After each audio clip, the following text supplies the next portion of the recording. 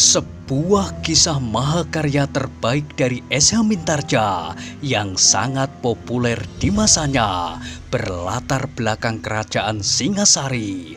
Dengan bangga kami persembahkan kepada sahabat Permata TV tercinta semuanya dengan judul Kisah Pelangi di Langit Singasari.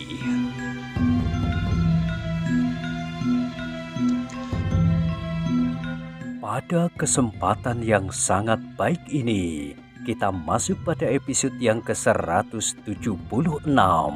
Selamat menikmati.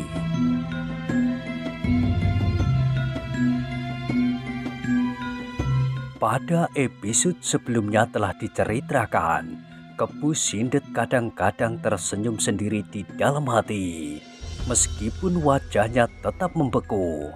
Rencana ini ternyata masih lebih baik dengan rencananya untuk mempergunakan nama Empu Soto.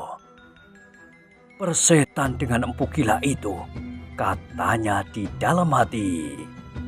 Asal saja ia tidak menghalangi.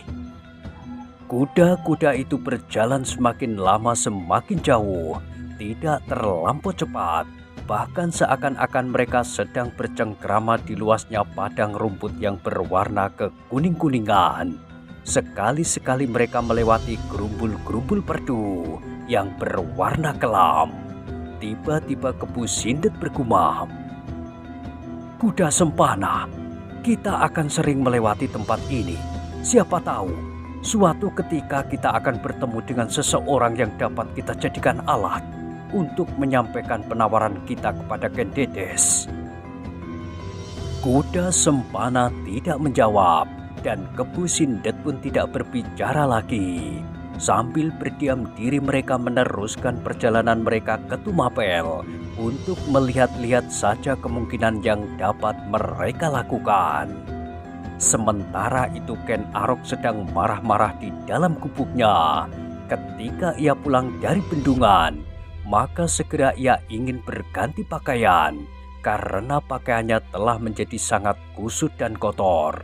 Semalam pakaian itu telah dipakainya untuk melontar-lontarkan batu dan sehari ini dipakainya untuk bekerja di bendungan.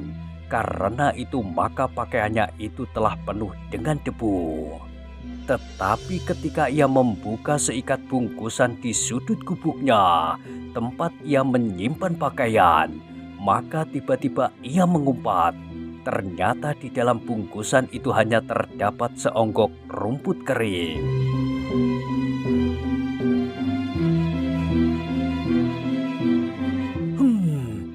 Siapakah yang telah membuat gila ini?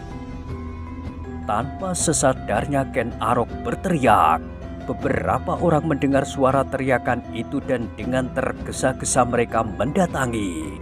Mereka tertegun melihat bungkusan rumput kering di sudut gubuk Ken Arok di samping pembaringannya. Siapa yang telah berbuat gila? Apakah aku harus bertindak kasar? Tak seorang pun yang menjawab. Panggil pengawal, teriak Ken Arok marah. Beberapa orang dengan tergesa-gesa mencari prajurit yang siang ini bertugas mengawal perkemahan ini. Sedangkan beberapa orang lain berkerumun, saling bergumam di antara mereka. Siapakah yang telah berbuat tidak sepantasnya itu? Seandainya orang itu bermaksud membuat suatu lelucon, maka senda gurau yang demikian itu sangat melampaui batas. Apalagi apabila ada di antara mereka yang sengaja mengambil pakaian Ken Arok yang hanya beberapa lembar, maka perbuatan itu akan merupakan celah bagi seluruh prajurit Tumapel atau orang-orang Panawijen. Ketika dua orang pengawal datang ke gubuk itu dan melihat orang berkerumun, hatinya menjadi berdebar-debar. Apalagi ketika mereka masuk ke dalam gubuk itu. Dengan lantangnya Ken Arok berteriak, "Lihat! Lihat!" Mata kedua orang itu terbelalak ketika mereka melihat sebungkus rumput kering di sudut gubuk Ken Arok di samping pembaringannya. Mula-mula mereka tidak mengerti apakah maksud Ken Arok dengan menunjuk seonggok rumput kering itu. Namun kemudian mereka mengerti bahwa seharusnya pakaianlah yang pantas dibungkus di tempat itu. Apakah kau sudah melihat? Iya. Hampir bersamaan kedua prajurit itu menjawab. Lalu apa katamu? Bertanya Ken Arok pula. Keduanya menggelengkan kepalanya. Salah seorang dari mereka berkata, aku tidak dapat mengerti. Aku mengawal perkemahan ini dengan baik. Aku tidak melihat seorang pun masuk atau keluar dari gubuk ini. Seandainya itu karena kehilafanku, maka aku dapat menunjukkan siapa saja yang hari ini bertugas di perkemahan, di dapur, dan mereka yang sedang beristirahat karena semalam mereka bertugas.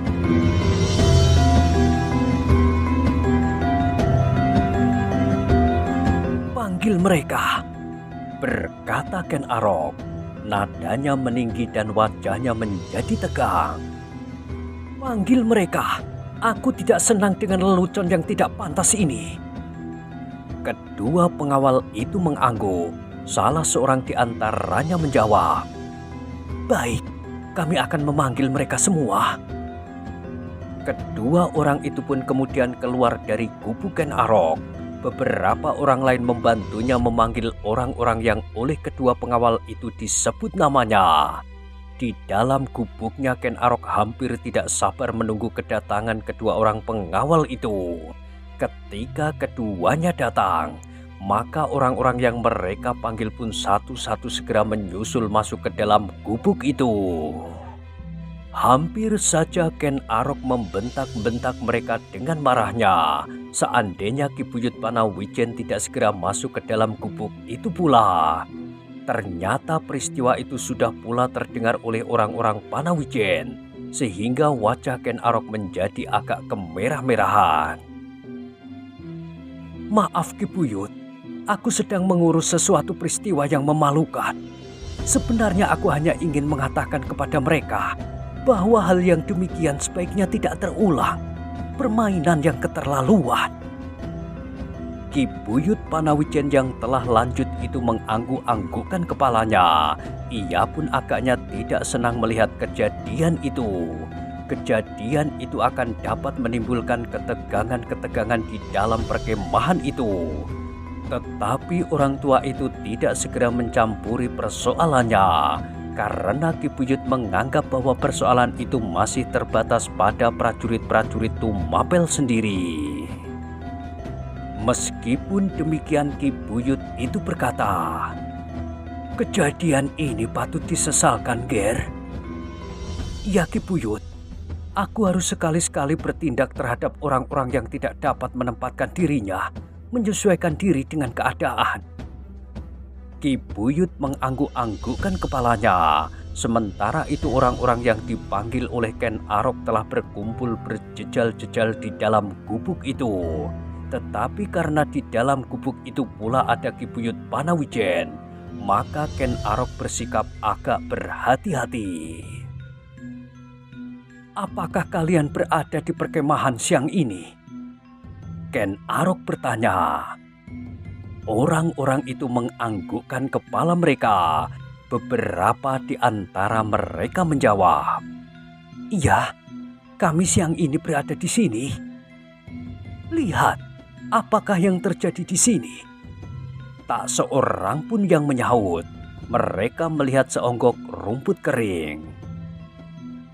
Ketika aku meninggalkan gubuk ini sebagai orang yang terakhir karena kelambatanku, bungkusan ini adalah bungkusan pakaian.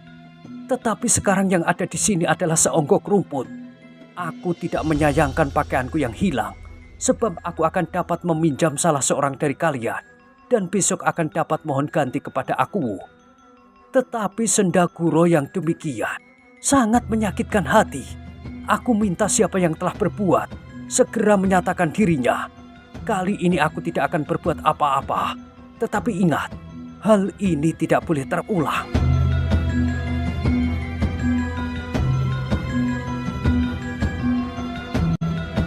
Orang-orang itu saling berpandangan.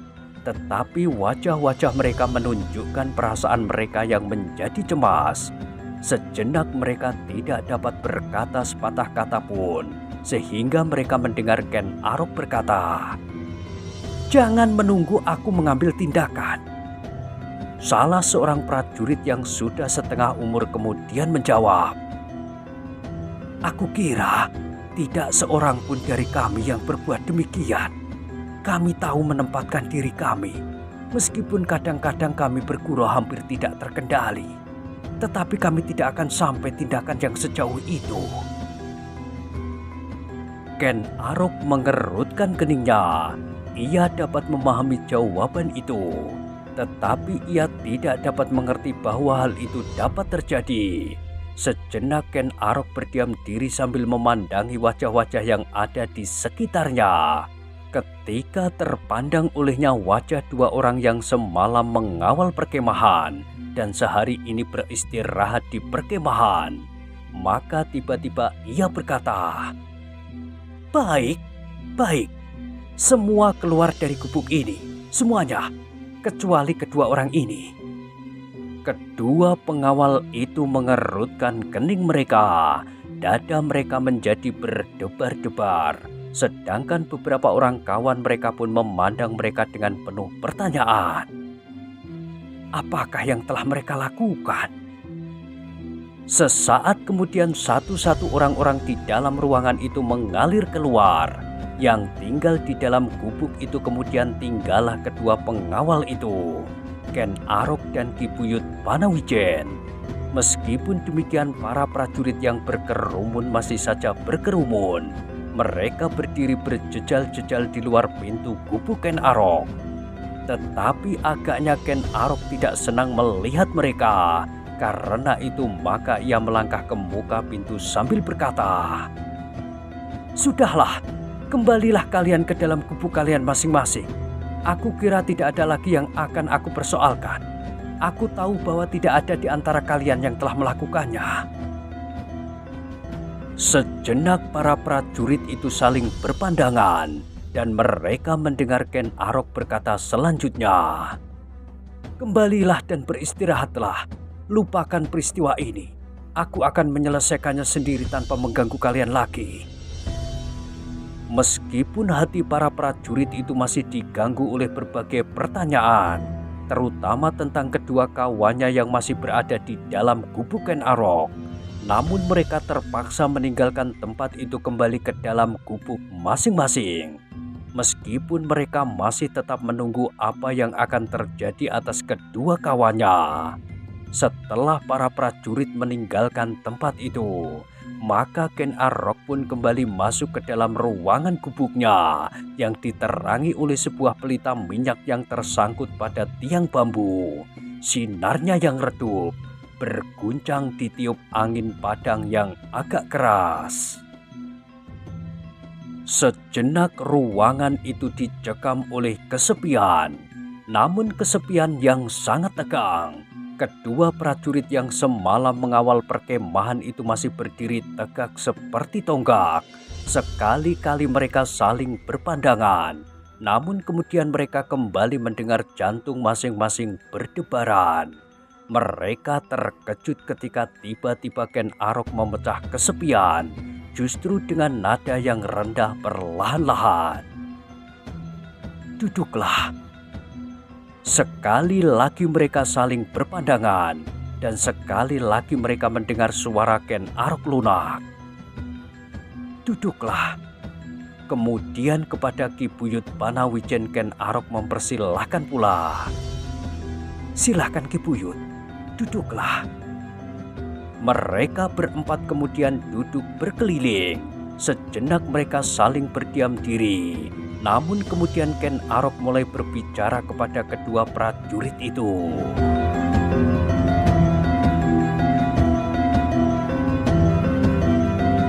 "Apakah kalian semalam mengawal perkemahan ini?"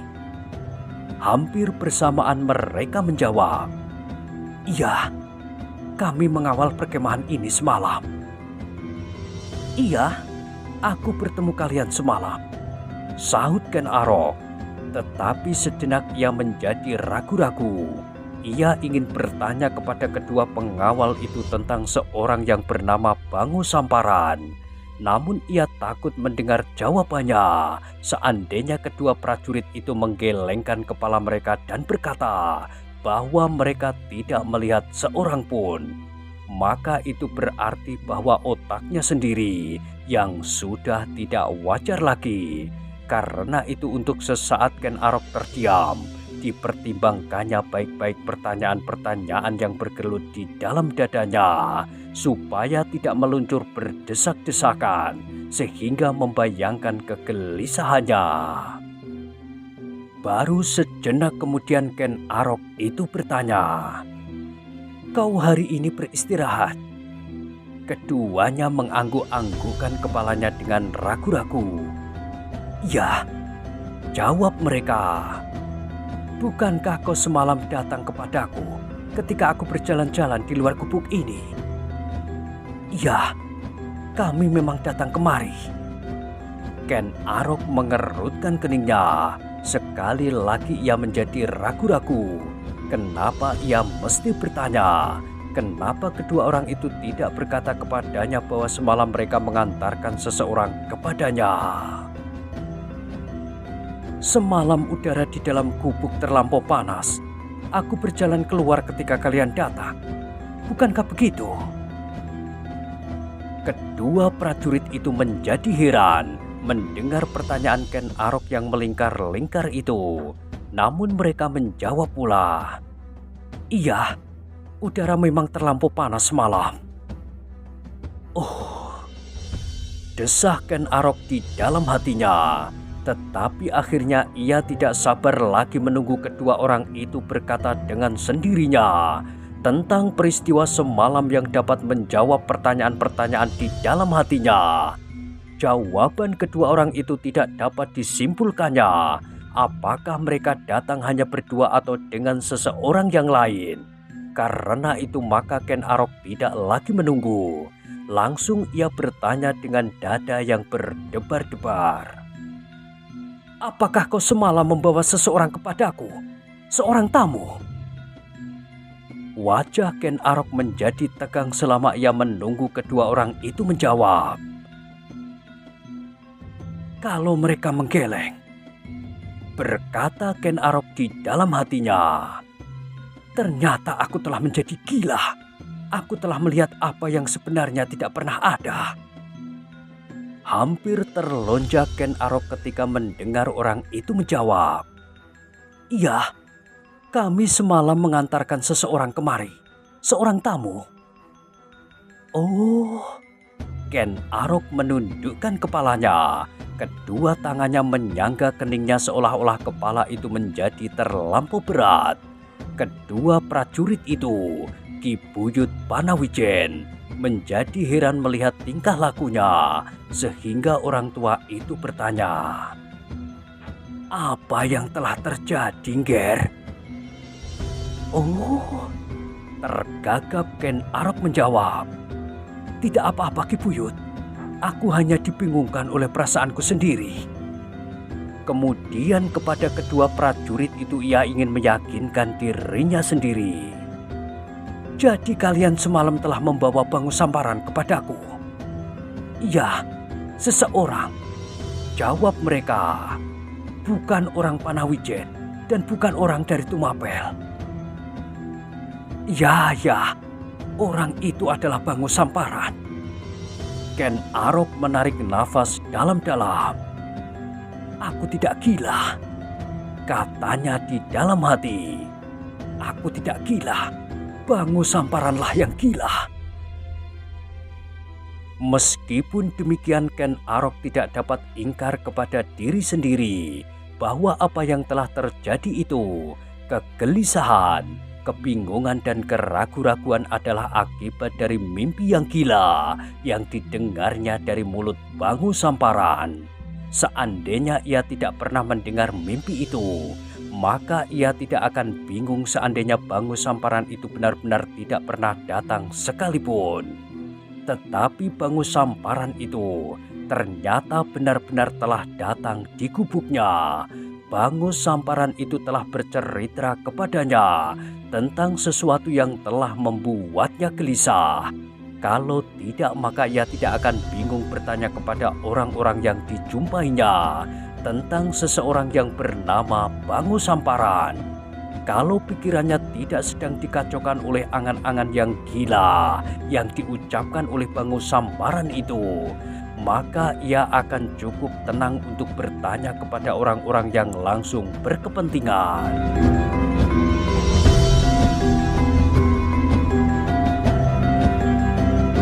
Kedua orang prajurit itu masih saja duduk dengan penuh menyimpan pertanyaan di dalam dadanya. Ia masih belum tahu hubungan yang jelas antara seonggok rumput itu dengan tamu Ken Arok semalam. Sejenak mereka saling berdiam diri. Ki Buyut Panawijen hanya mengangguk-anggukkan kepalanya saja karena ia tidak tahu ujung pangkal dari pembicaraan mereka tentang tamu yang dibawa oleh kedua prajurit itu. Yang mula-mula memecah kesepian adalah suara Ken Arok datar. "Aku minta maaf kepada kalian. Mungkin kalian menjadi gelisah atau cemas. Aku memang terlampau tergesa-gesa." Kedua prajurit itu saling berpandangan, tetapi keduanya tidak menjawab. Dan karena keduanya diam saja, maka Ken Arok meneruskan. "Sampaikan pula kepada setiap prajurit dan orang Panawijen yang ikut menjadi gelisah pula seperti kalian. Aku yakin bahwa mereka kini masih saja diliputi oleh pertanyaan tentang diri kalian berdua. Nah, sekarang kembalilah kalian ke kubu kalian. Sampaikan permintaan maafku kepada semua prajurit." Sekali lagi kedua prajurit itu saling berpandangan. Salah seorang dari mereka bertanya, "Apakah yang sebenarnya telah terjadi?" Ken Arok berpaling sejenak, memandangi seonggok rumput di samping pembaringannya.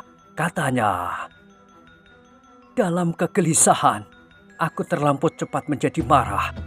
Apa yang kalian lihat di sini sebenarnya tidak ada hubungannya dengan kalian. Kalian tidak usah berpikir tentang rumput kering itu. Itu pasti pokal tamu semalam. Aku kira ia pergi ketika aku sedang berada di sendang yang sedang dibuat itu. Dan tamuku itu pula lah yang telah membawa seluruh pakaianku dan menggantinya dengan seonggok rumput kering." Kedua prajurit itu mengangguk-anggukkan kepalanya sambil menarik nafas dalam-dalam. Sedangkan Ki Buyut Panawijen mengangguk-anggukkan kepalanya pula sambil berkata, "Oh, jadi semalam Angger kedatangan seorang tamu yang pergi tanpa pamit. Begitulah Ki Buyut. Siapakah tamu Angger itu? Dan apakah Angger yakin bahwa tamu Angger itu yang telah berbuat?" Ken Arok terdiam sejenak. Ia menjadi ragu-ragu untuk mengatakan hubungan antara dirinya dengan Bangus Samparan. Ia sendiri sebenarnya tidak ingin mendengar tentang hubungan yang pernah terjadi itu. Bukan karena ia ingkar dan tidak mengenal terima kasih, tetapi ia ingin menjauhkan diri dari setiap pengaruh yang akan dapat menyeretnya ke dalam dunia yang hitam. Kalau ia kini terseret ke dalam dunianya yang lama itu, maka kejahatan yang akan dapat dilakukan pasti akan lebih dahsyat dari masa-masa sebelumnya. Ia kini memiliki pedang di lambung, memiliki kekuasaan, meskipun tidak terlampau besar, dan memiliki pengaruh yang cukup atas beberapa orang prajurit. Tetapi ia harus menjawab pertanyaan Ki Buyut Panawijen, sehingga sekenanya ia bergumam, "Bangus Samparan adalah seorang kawan Ki Buyut." Ki Buyut mengangguk-anggukkan kepalanya. Sama sekali tidak terlintas sejumput prasangka pun atas jawaban itu. Namun Ken Arok yang merasa tidak mengatakan sebenarnya itu menjadi semakin gelisah. Tanpa sesadarnya ia menyambung, "Kawan yang agak dekat di masa-masa lalu, tetapi kami tidak sejalan dalam angan-angan dan perbuatan." Ki Buyut masih saja mengangguk-anggukkan kepalanya dan Ken Arok masih saja diburu oleh kegelisahannya sendiri.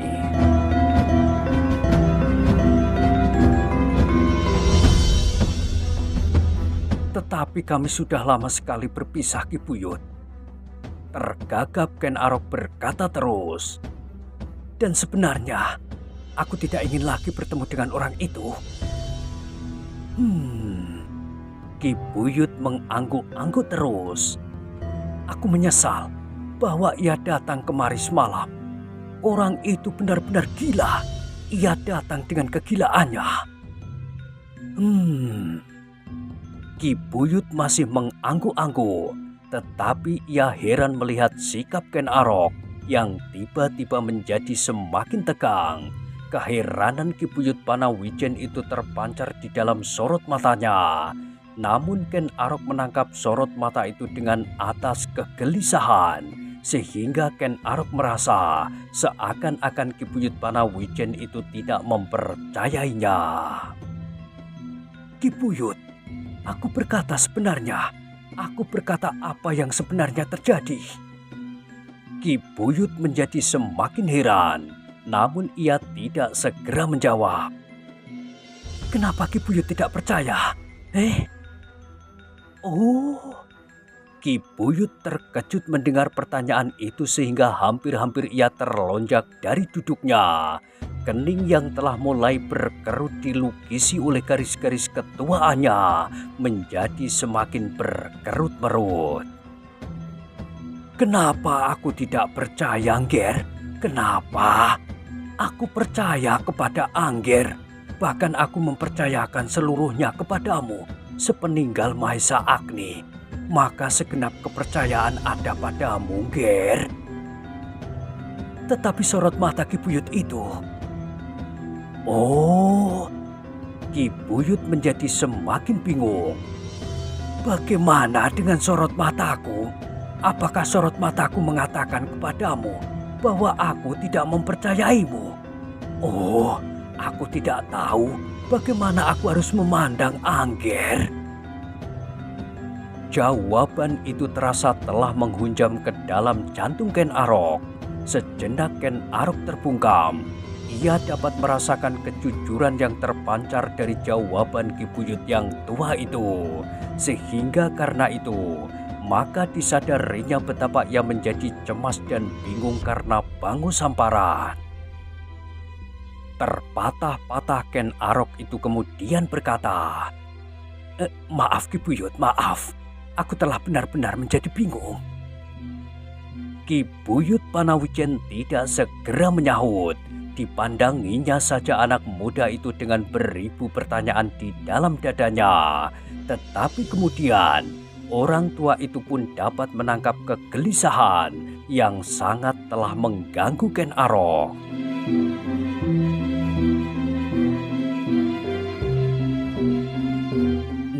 Nah, bagaimanakah kisah selanjutnya? Silahkan ikuti terus kisah Pelangi di Langit Singasari pada episode berikutnya. Sampai jumpa.